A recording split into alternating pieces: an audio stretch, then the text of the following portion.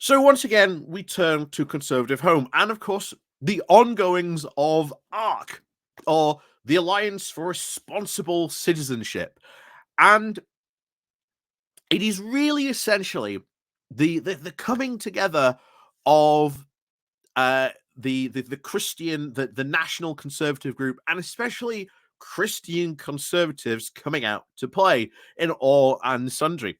And you may remember last year when the National Conservative Conference took place, they sent along, of course, little old Will Atkinson, who, for the very first time, actually seemed to interact with other conservatives. Because honestly, it came across in his writing as if he's never actually interacted with a lot of, conservatives, and came across quite shocked and quite unnerved by the conference as a whole. So instead, this year's they've sent Andrew Grimson, who is going to do his version of this conference and how he takes it. And let me tell you this: you would not be surprised that down in the comments there are a lot of conservatives, saying, "Hey, Christian conservatives, you've said all this stuff, but hey, it's really not going to gel with the UK." And of course, more importantly, they've got a little excerpt of what Kemi Badenoch said on stage. Obviously, quoting the fact that, Kemi Badenoch potentially up there as one of the people who might be the future leader of the Conservative Party. Of course, that's if she survives the coming general election. We'll see what happens. But of course, this is a very interesting, almost aspect, because you get a conservative that isn't of this, Christian nationalist, Christian conservative grouping that's trying to be, I think, very much astroturfed. Because one thing in particular that some of the people that have been there have said, that there was far, far more non-UK conservatives there than there were actual UK conservatives at this conference. So this has apparently been astroturfed so much. And even Andrew Grimson points this out later on, that he was sat at a table having lunch with a ton of Australian kids. Yeah, because you come all this way for, a Christian conference. Yeah. It's kind of weird, kind of funny, but once again, Conservative Home going to a conference and being sort of unnerved by what it's hearing these conservatives and members of its party saying. Now, of course, on their YouTube channel, they have Miriam Cater's speech, and don't worry, we'll be going over that speech. You can guarantee that, because, like I say, as I said before, Miriam Cates is the MP next door. She's not too far away. And hey, probably worth going over. But we're going to go over this first, because I think this is well worth going over, because this is a conservative looking at this conservative conference and being sort of very put off by the things that are being said. So it's kind of funny, kind of very, very, very funny to see this. So as always, before we do go diving into this, please do remember to click on the like, share, and subscribe button. And of course, down below, there are links to my Patreon page and a one-off link called Buy Me Coffee, where you can buy me coffee.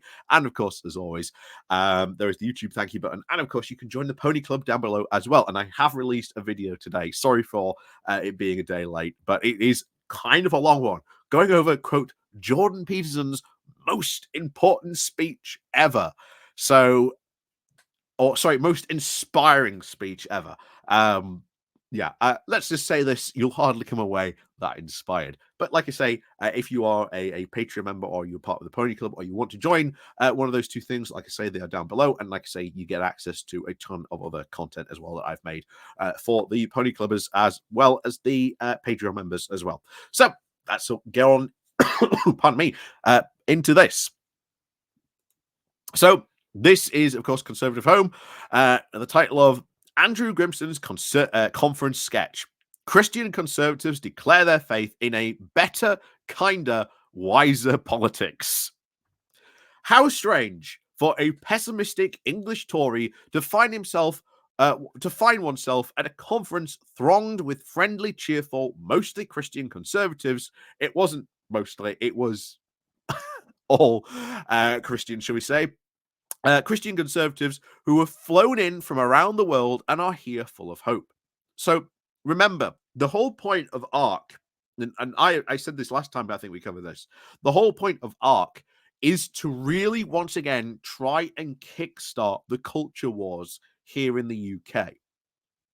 Ultimately, though, many of these attempts have all failed in the past, and if you can see down in the comments, which we'll get to later, doesn't look like it's going to continue or be spread again. But anyway, he continues.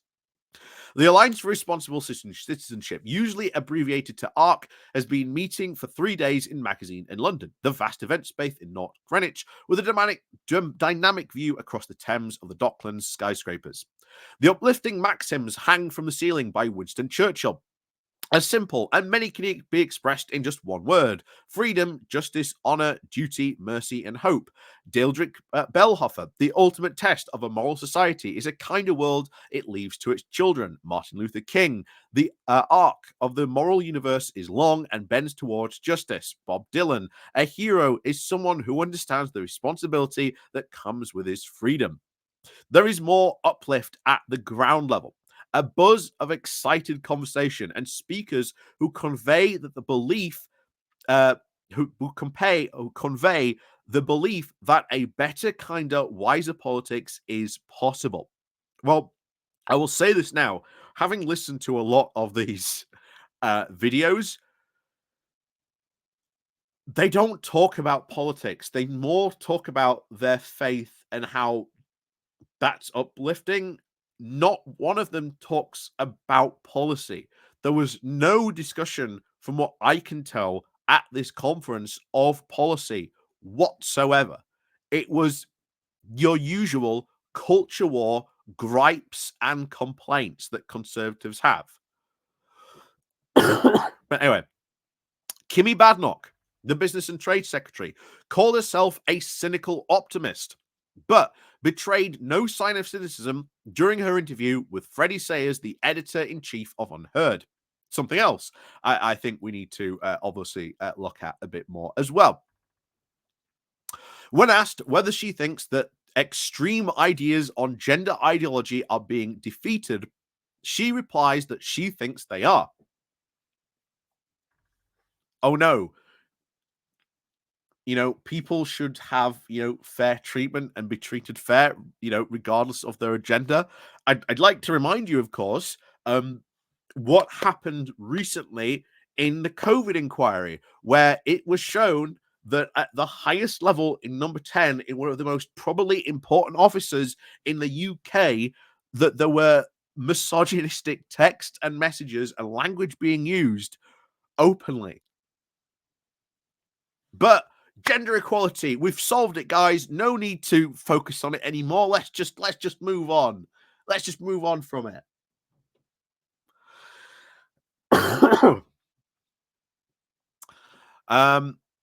So Stonewall then, quote, overreached and started giving people legal advice, or advice that was certainly different from what the Equality Act said, saying, I think that we are able to turn the tide once we stop being influenced by people who have an agenda, pretending to be natural, pretending to be charities rather than activists.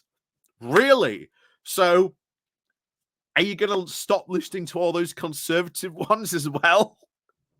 Because I'll tell you what, conservatives do the same as well, but in essentially even more open and blatant terms.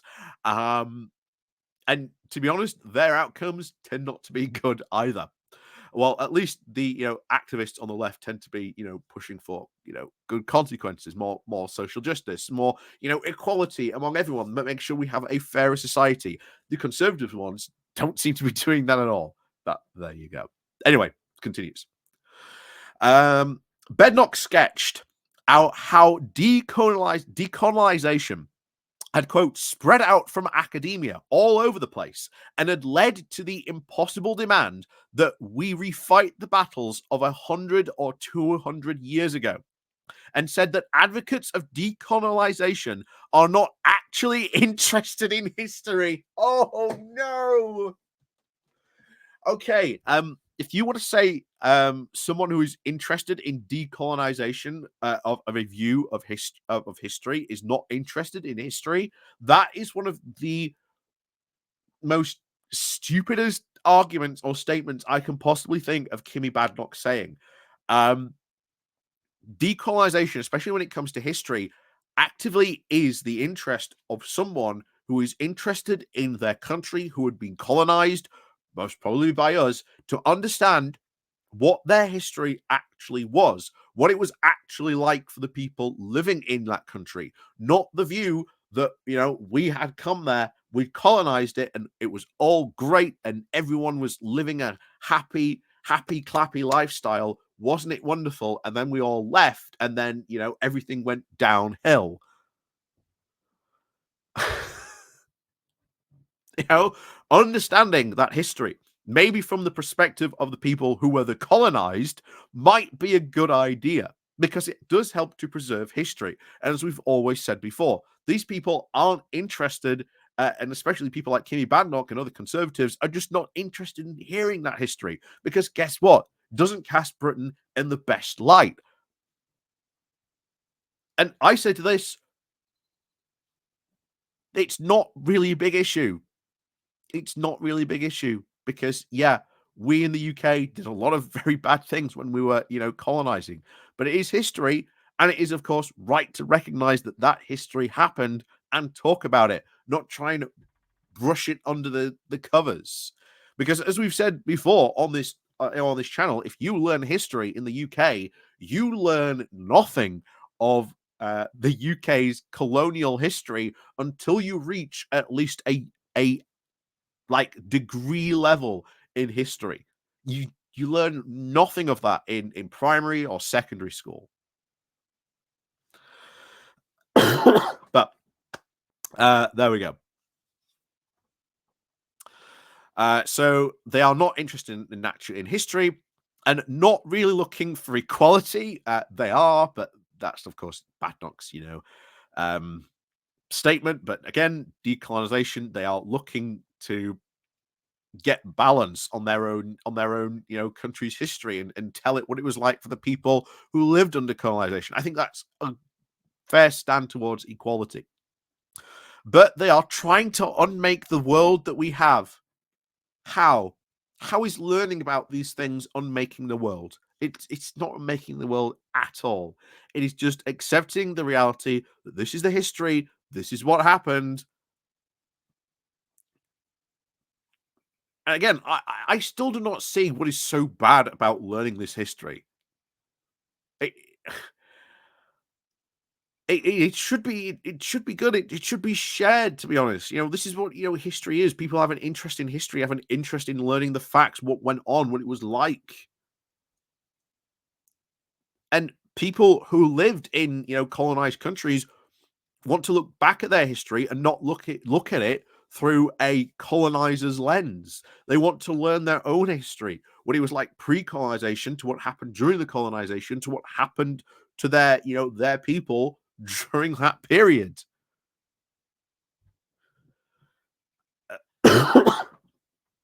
But yeah, again, this is why we don't get involved in these cultural arguments because it's just insane. But to be honest, this is what the whole conference really seems to be. I have not seen any bit of policy talked about at all.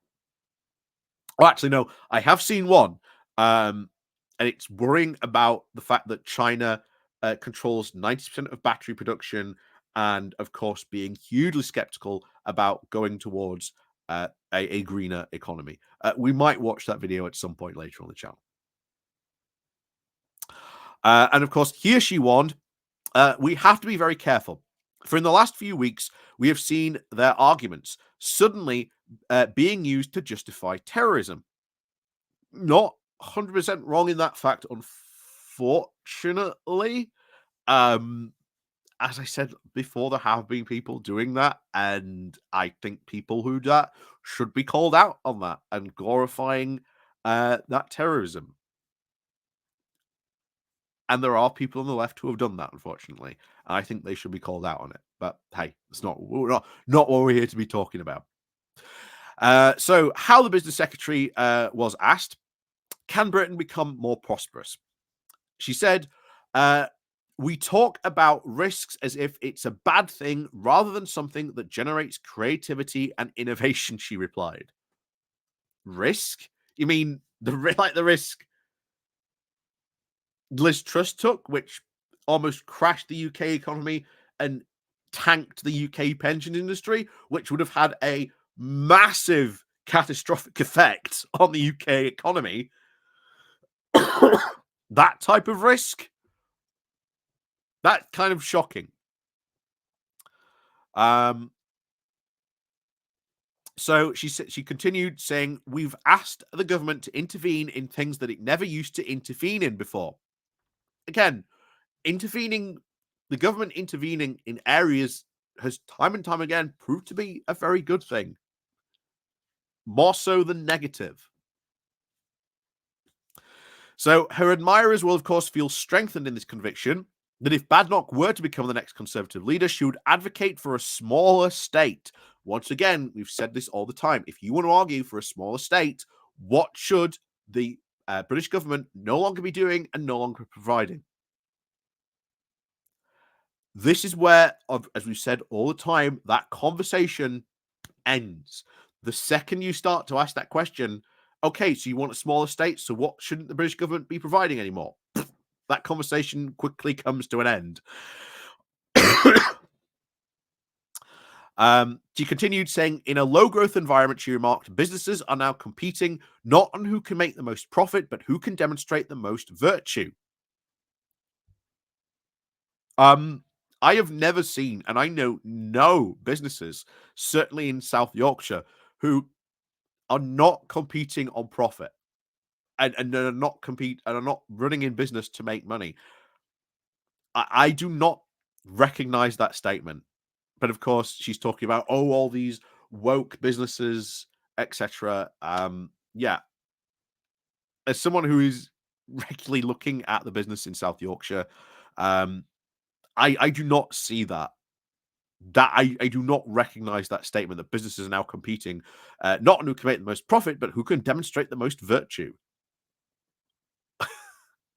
Yeah, I don't recognize that at all. That is, of course, culture war nonsense. So the implicit message of this conference is when the Christian tradition of virtue is forgotten, the resulting vacuum is filled by grimcrack ideologues interested just in the last 5 minutes. You mean like the vacuum that is the current Conservative Party, and of course Kemi Badenoch is part of that vacuum. There you go.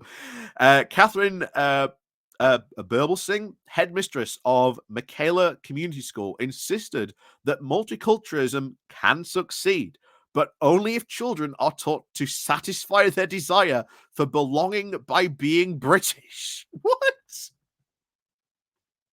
She won applause when she said that they should learn how to embrace the idea of self-sacrifice for the betterment of the whole.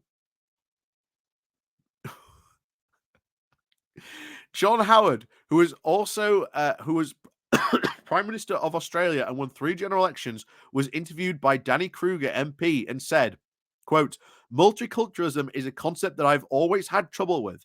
I take the view that if people want to emigrate to a country, then they adopt the values and the practices of that country. Guess what? They do. But they also do retain stuff that they brought from their own country as well. And guess what? That ends up being added to our own culture over time. Hence, multiculturalism. It's not a hard concept to understand. But when asked about the Anglosphere, he said it was, quote, the most important instructive in the upper reaches of the military, that when we get into a scrap, that those countries come together. Australia was well represented with the Roman Catholic Archbishop of Sydney, Anthony Fisher, OP, was also chatting with his friend, the Anglican Bishop of South Sydney, Michael Steed. Once again, something that a lot of people pointed out. This conference seems to have been entirely astroturfed by people, ironically, not from the UK, as he's about to point out. And at lunch, I found myself sitting round the table with young, erudite Australians discussing Gladstone on church and state and Enoch Powell on immigration.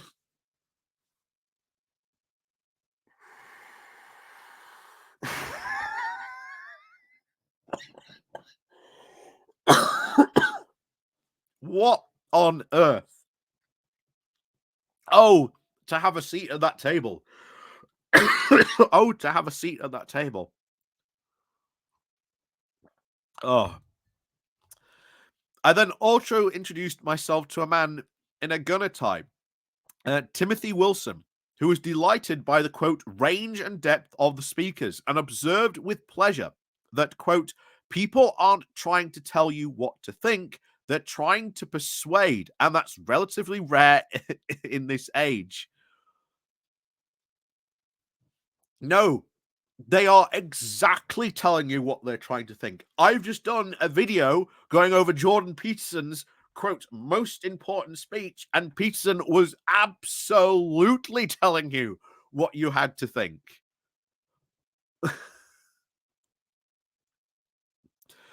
But there you go. And then I love this first one. The first comment. I must have read a different Bible when I was young than the one when I was young, as the one I read seemed to have far different values from those expressed by many of the attendees. In fact, Jesus seemed a little bit socialist in his attitude to the poor, with living among them, feeding them, and telling them to pay their taxes and stuff. I'm also surprised that such Christians pick and choose which bits of the Bible they follow. After all, aren't we instructed that women should remain silent and have no authority over men? That's very true. And then I love this one as well. The Tories would succeed if they agreed on a conservative philosophy of government and applied it to the national interest. There is a vacuum where that philosophy ought to be. Some telling remarks quoted here. Some Kemi Badenoch. The government allowed other people to start telling us what to do. Yes, because it had no idea of itself. Again, a vacuum. Kemi Badenoch. We asked the government to intervene in things that we never used to intervene before. And it simply responds to whoever makes the most noise because, once again, vacuum at its core. Weakness was the defining characteristic of Johnson's government, and there hasn't been much sign of the technocrat Sunak being significantly different. Because this is the nature of the Conservative Party, a vacuum at its core. Kemi Badenoch said that she would advocate for a smaller state. One wonders if Badenoch is the only minister with such ideas. Sunak, as Chancellor, gave us the highest level of taxation since World War II, which he's continuing with Hunt. And there is no sign yet of any cuts in public spending. Badenoch knew what needed to be done to ease the burden of regulation, but when she was set upon by more colleagues because she would not have enabled a headline-grabbing, indiscriminate, ill-thought-through bonfire of regulation, Timothy Wilson, speakers at the conference, aren't trying to tell you what they think. Quote, they're trying to persuade, and in this day and age, that is very rare. Dead right. This is what is fundamentally wrong with modern education in schools and universities, whose primary function is used to be precisely to develop a student's capacity to think for him or herself and no more. And that applies also to the Tory party, which seems to sit around waiting for the loudest activist group to tell what it is to do. No, no, no. The Tory party must move into a position of thinking, of thought, how it needs to govern in the national interest, based on a conservative philosophy, so that it is telling voters how the country is best governed instead of sitting around and being told what to do by activist groups chasing polls. To do it, it will have to have well thought out policies and persuasive arguments. Just following the polls, which it seems to do at present, won't cut it. substance and thought are required. And of course, another one here. From about 500 to 1900s, Christianity enforced itself on everyone and was ruthlessly enforced through expansion, through whatever means possible. While it is great that the modern British Christians have moved on from this, it is a bit rich to play the victim continuously, particularly when we were talking about a minority that cruelly persecuted